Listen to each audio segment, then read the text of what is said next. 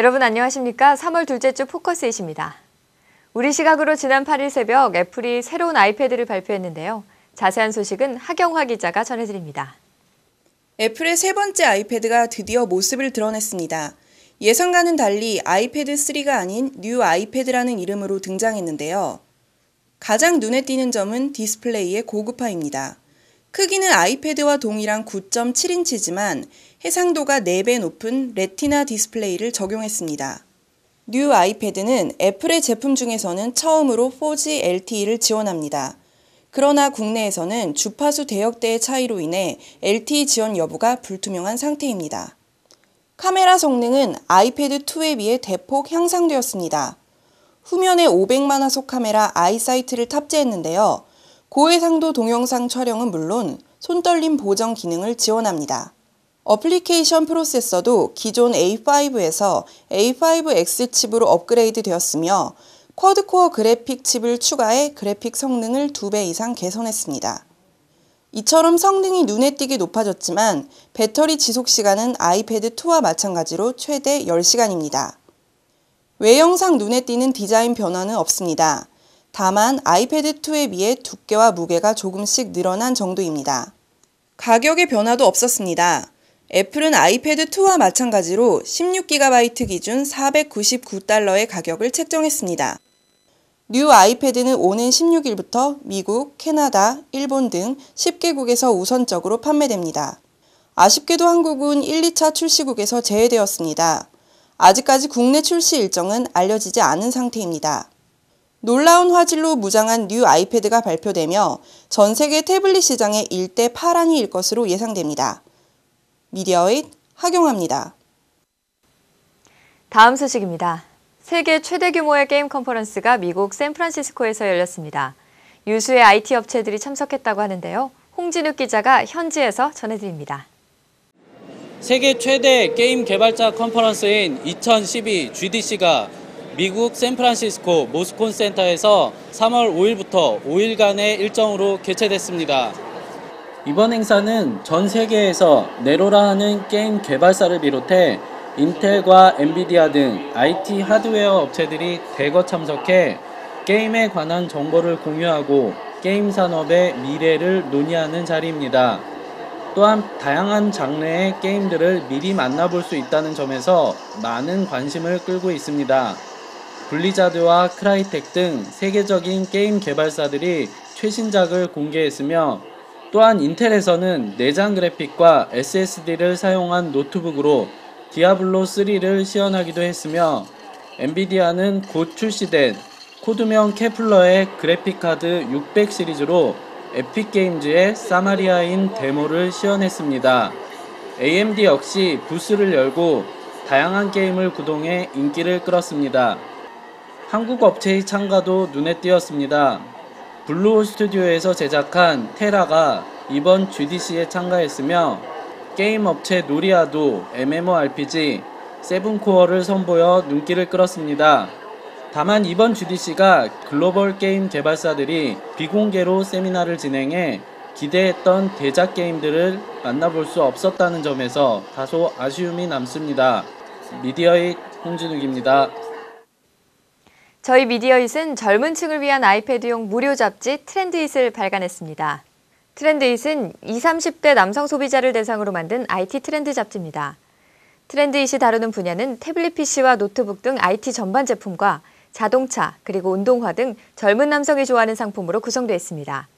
트렌드잇은 디지털 잡지 특성을 살려 동영상과 360도 VR 사진 등 인터랙티브 요소에 힘을 실어 상품의 특징이 독자와 소비자들에게 잘 전달될 수 있도록 만들었습니다. 상품 지식 전문 뉴스 미디어잇의 실속 정보만을 모은 트렌드잇. 매월 첫째 날 발행되며 앱스토어나 신문 가판대를 통해 만나보실 수 있습니다. 이 시대에 센스 있는 남성이라면 트렌드잇은 꼭 봐야겠죠? 후회하지 않으실 겁니다. 3월 두 번째 주에는 또 어떤 일들이 있었는지 간추린 뉴스 전해드립니다. 치열한 특허 전쟁을 벌이고 있는 삼성과 애플이 독일에서는 양사가 제기한 소송을 독일 법원이 모두 기각해 무승부를 기록했습니다. 그동안 소모전이라는 비난 속에 타협을 할 것인지 관심이 쏠렸지만 삼성은 또다시 지난 7일 국내에서 애플을 상대로 3건의 소송을 추가했습니다. 닌텐도의 휴대용 게임기 최신 기종 닌텐도 3DS가 뒤늦게 한국 시장에 출시합니다. 한국 닌텐도는 휴대용 게임기 닌텐도 3DS를 다음 달 28일에 정식 발매한다고 밝혔습니다. 판매 가격은 22만 원입니다. 낮에도 잘 보이는 투명 디스플레이 원천 기술을 국내 연구진이 개발했습니다. 이 기술은 주변 환경에 따라 빛의 투과율을 조절해 자동차 앞유리창의 내비게이션이나 스마트 쇼 윈도 등 다양하게 사용할 수 있다고 합니다. IT 분야 B2B 전문 전시회인 세빗 2012가 독일 하노버에서 70개 국가 4,200여 기업이 참가한 가운데 열렸습니다. 올해는 디지털 시대의 클라우드 솔루션과 보안 이슈가 집중 조명됐으며 특히 자동차에 들어간 디지털 기술도 눈길을 끌었습니다. 세계 5대 자동차 전시회 중 하나인 제네바 모터쇼가 개막했는데요. 올해는 채무위기에 허덕이는 유럽의 경제 상황과 글로벌 경기 침체의 영향으로 소형차와 연료 효율성을 높인 친환경차가 대세를 이룬다고 합니다. 11번가와 옥션, 지마켓 등 인터넷 오픈마켓들이 저가 TV 경쟁에 이어 이번에는 저가 태블릿 PC와 데스크톱 PC 등을 잇따라 내놓으며 경쟁을 벌이고 있습니다. 앞으로 연봉제를 채택한 기업은 계속 근무하는 근로자에 대한 퇴직금 중간 정산을 실시할 수 없게 됩니다. 다만 주택 구입이나 전세 자금, 개인 파산 등에는 중간 정산을 받을 수 있습니다. 휴대전화 가입을 조건으로 한 대출 사기 등 명의 도용 피해 사례가 최근 늘어나고 있어 방송통신위원회가 각별한 주의를 당부했습니다. 이번 코너는 매달 한 번씩 주요 업체나 인물을 직접 찾아가는 현장 탐방 코너입니다. 오늘은 온라인 게임으로 유명한 NC소프트를 황희영 리포터가 다녀왔습니다.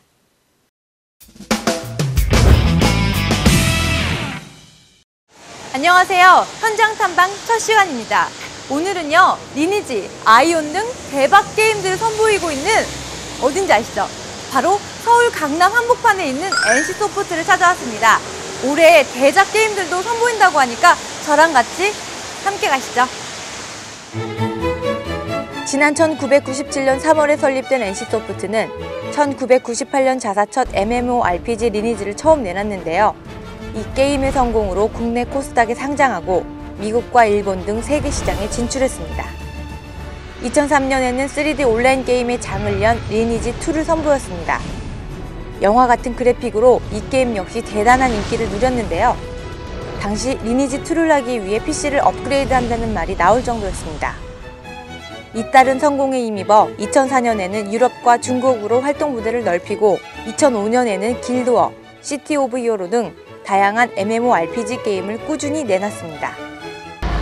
2008년에는 MMORPG 아이온을 선보여 대한민국 게임 대상을 수상하기도 했습니다. 지난해에는 프로야구 제9구단 NC 다이노스를 만들어 게임의 즐거움을 실제 공간으로 이어나가는 작업도 하고 있습니다.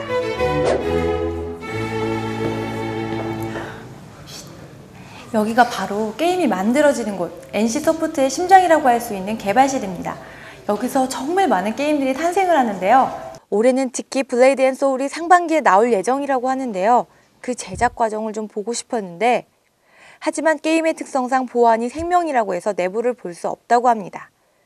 어쩐지 1층 출입구부터 공항 검색대를 연상케 하던데 다 이유가 있었군요. 네, 저희 블레이드 앤 소울은 그 이스턴 판타지를 표방하는 그런 무협이라고 하죠. 무협 게임이고요. 가장 큰 특징으로는 그 전투를 줄 수 있습니다. 뭐 넘어뜨리기나 아니면 상대방을 잡는다거나 던진다거나 하는 기존의 MMORPG에서 볼 수 없었던 그런 전투들이 잘 구현이 돼 있고요. 또 하나는 그 굉장히 아름다운 그래픽입니다. 그래서 저희 NC소프트의 김영태 AD의 그 독특하고 아름다운 화풍이 그 3D로도 잘 구현이 돼서 아마 굉장히 아름다운 그래픽을 만나보실 수 있습니다. 그러면은 동양 환타지 무협 장르라고 하는데 이것을 택한 이유가 있는지? 무협이라는 장르가 어떤 뭐 특정 제약이 없고 어떤 것이든지 다 가능한 그런 세계를 가지고 있고 또 그런 것들을 저희가 구현할 수 있기 때문에 그 무협을 택해서. 그러면은 블레이드 앤 소울만의 제작 특징이라면 뭐가 있을까요? 개발실 구성도 굉장히 큰 규모의 개발자들이 꾸려져 있습니다. 그래서 블레이드 앤 소울의 규모를 뭐 말씀드리면 음악 같은 경우는 300개 이상의 곡들이 지금 블레이드 앤 소울에 이제 들어가게 되고요. 또 소리 같은 경우는 2만 개 이상의 사운드가 들어가 있어요. NC소프트의 야심작 블레이드 앤 소울. 많은 직원들이 만들어서 실감나는 사운드와 액션, 그리고 화려한 그래픽이 기대되는데 아무래도 게임하면 창의력이 많이 요구될 것 같은데요. 역시 사람이겠죠? 그런 만큼 직원들에게도 투자를 많이 하는데요. NC소프트 직원들의 근무 환경은 어떨까요? 1층에는 분위기 좋은 카페와 브랜드샵이 있습니다. 게임 OST라든지 캐릭터 상품 등 다양한 제품을 저렴하게 구입할 수 있습니다. 어린이가 있는 직원들이 맘 놓고 근무할 수 있도록 자체 어린이집도 운영하고 있습니다. 여기는 금남의 공간, 여성들만을 위한 휴게실입니다. 옥상에는 하늘 정원이 있습니다. 도심 한가운데 정원과 카페를 만들어 놨네요. 와우! 게임은 아무래도 PC 앞에 앉아서 작업하는 시간이 많겠죠. 건물 지하에는 피트니스 센터가 있어서 건강 관리를 할 수 있습니다. 게임에서 필요한 것은 무한한 상상력과 지식일 텐데요. 사내 도서관에서 충분히 해결이 가능합니다. 전 세계 13,000여 종의 멀티미디어와 서적 자료가 있으며 매월 100여 권의 신간이 들어온다고 합니다. 작년에 한 취업 포털에서 대학생들에게 인턴십하기 좋은 회사를 물어봤는데 NC소프트가 5위에 선정되었는데요. 이러한 근무 환경만 봐도 다 이유가 있는 듯합니다. 게임을 만든 지 15년, NC소프트는 단순히 게임을 만드는 것이 아니라 즐거움으로 연결된 새로운 세상을 만든다고 합니다. 세상을 향해 더 큰 기업으로 나아갈 NC소프트를 기대하며 오늘 현장 탐방 여기까지입니다.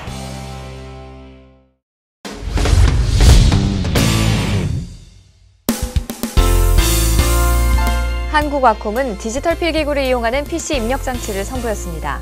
이 제품은 필기 압력 감지를 2048단계로 나누고 펜 기울기는 60도까지 눕혀 쓸 수 있습니다. 일부 모델은 손가락을 한꺼번에 인식하는 멀티터치 기능도 갖췄습니다. 판매 가격은 종류별로 30만 원에서 60만 원대입니다. 삼성전자는 지난해 3월 출시된 갤럭시 플레이어 70의 성능을 향상시킨 갤럭시 플레이어 70 플러스를 출시했습니다. 1GHz 듀얼코어 프로세서를 탑재해 성능을 높였으며 듀얼밴드 와이파이를 지원해 편리하게 무선 인터넷을 이용할 수 있습니다. 5인치 화면에 500만 화소 카메라를 탑재했으며 지상파 DMB와 다양한 교육 서비스도 지원됩니다. LG전자는 갤럭시 노트 대항마 LTE 스마트폰을 출시합니다. 이 제품은 5인치 대화면에 4:3 화면비를 적용했습니다. 퀄컴 1.5GHz 듀얼코어 프로세서와 800만 화소 카메라를 탑재했으며 안드로이드 2.3 진저브레드를 채택했습니다. 출고 가격은 99만 9천 원입니다. 4.11 총선을 앞두고 중앙선관위가 인터넷 뉴스 사이트를 운영하는 언론사에 선거 기간 중 소셜 댓글에 대한 실명 인증을 요구하는 공문을 발송했다고 하는데요. 방통위가 인터넷 실명제 폐지 의사를 밝히고 있는 마당에 굳이 이렇게까지 하는 이유가 뭘까요? 물은 높은 곳에서 낮은 곳으로 자연스럽게 흐르기 마련인데 자꾸 막다 보면 언젠가는 한꺼번에 터질 수도 있지 않을까요? 오늘 준비한 소식은 여기까지입니다. 오늘 함께해 주신 여러분 고맙습니다.